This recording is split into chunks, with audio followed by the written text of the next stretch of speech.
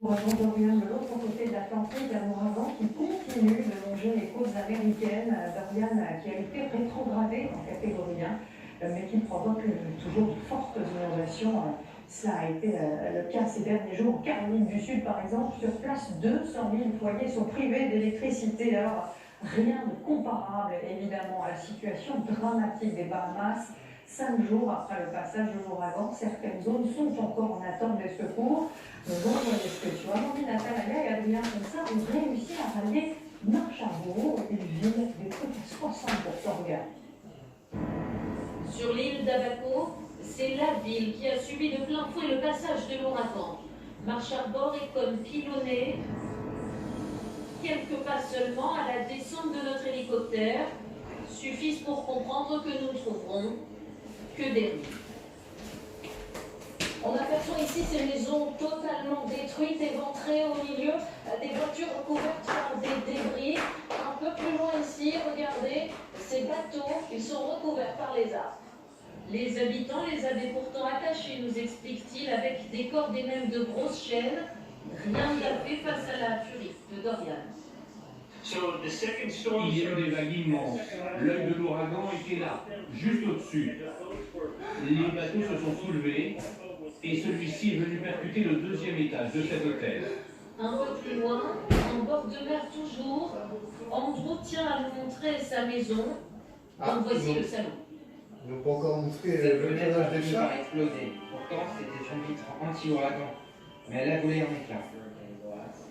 Et sa terrasse n'est guère plus hospitalière aujourd'hui.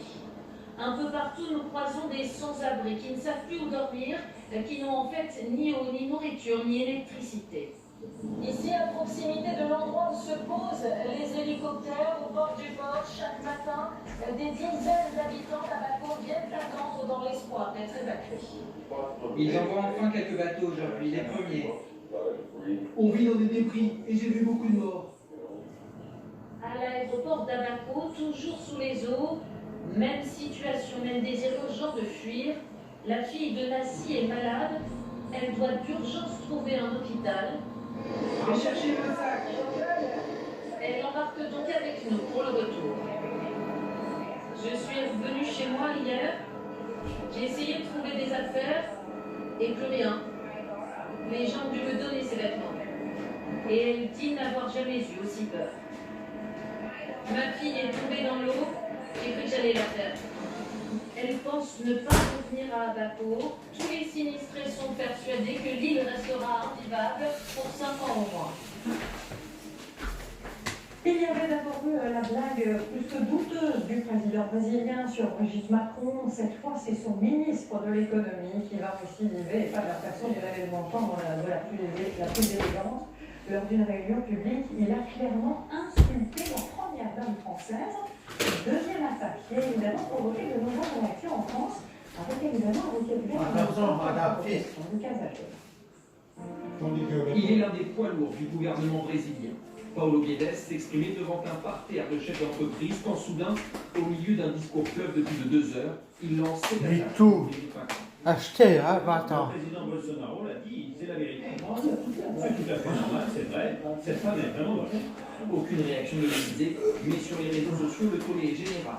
Marlène Schiappa, très vite suivie par l'ambassadeur de France à Brasilia, indigné, écrit-il simplement en portugais. Sentiment partagé, y compris par l'opposition. En visite au Brésil, Jean-Luc Mélenchon s'adresse directement à Brigitte Macron. Il lui assure n'avoir rencontré que des Brésiliens outrés par les propos de leurs dirigeants. Madame, sentez-vous forte de notre dégoût pour de telles brutes? Tandis que Valérie Pécresse laisse parler sa colère. Bande de soudains grotesques. Quand ils insultent Brigitte Macron, c'est toutes les femmes françaises qui se sentent insultées. S'agit-il d'un dérapage ou d'une stratégie politique? Le 26 août dernier, en plein G7, Jair Bolsonaro avait déjà attaqué la première dame depuis le Brésil. Entre Paris et Brasilia, les relations sont tendues depuis que le chef de l'État a fait la gestion des Ah non, moi j'ai mangé.